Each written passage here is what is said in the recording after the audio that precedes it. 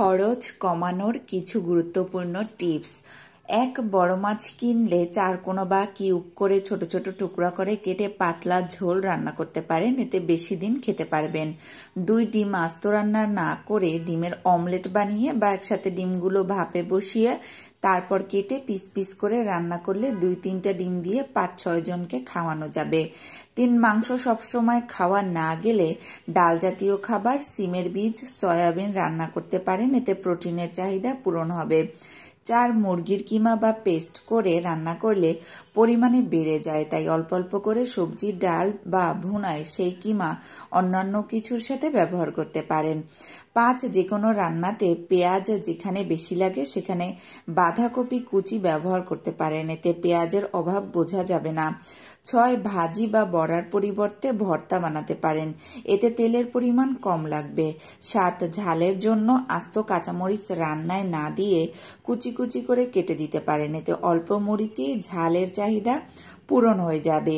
8 সবজি রান্নার ক্ষেত্রে যে সবজির দাম বেশি সেটা কম আর অন্যান্য সবজি মিক্স করে রান্না করতে পারেন, যেমন শাক জাতীয় সবজির দাম তুলনামূলক কম থাকে, আবার পরিমাণেও বেশি পাওয়া যায়, তাই এসব মিক্স করে রান্না করলে চাপ কম। আপনারা আর কি কি টিপস ফলো করেন জানাতে ভুলবেন না, এতে করে অন্যরা উপকৃত হতে পারে। আসসালামু আলাইকুম, কেমন আছেন সবাই? জাহান কিচেনে আপনাদের সবাইকে স্বাগতম। আজকে আমার রান্নায় ছিল সিমের ভর্তা আর লাল শাক ভাজি। সিম ভর্তা করার জন্য আমি প্রথমেই পেঁয়াজ আর রসুন কাঁচামরিচ দিয়ে সিমটাকে খুব ভালোভাবে সিদ্ধ করে ভালোভাবে একটু ভেজে তারপরে পাটায় বেটে নিয়েছি। আমার কাছে পাটায় বাটা ভর্তা খুব মজা লাগে, যেটা ব্লেন্ডারে করলে ততটা স্বাদ আমার কাছে লাগে না।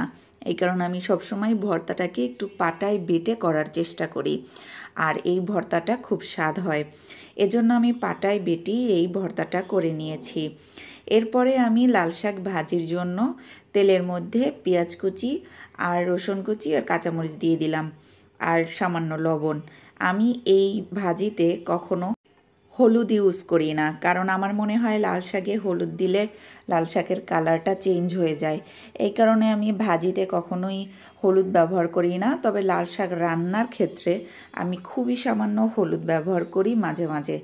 পেঁয়াজ রসুনটা খুব ভালো করে ভাজা হয়ে গেলে বাদামি কালার হয়ে, আমি ক্ষেত্রে একটু কড়া ভাজিটাই পছন্দ করি, তাতে আমার মনে হয় ঘ্রাণটা খুব স্ট্রং হয়।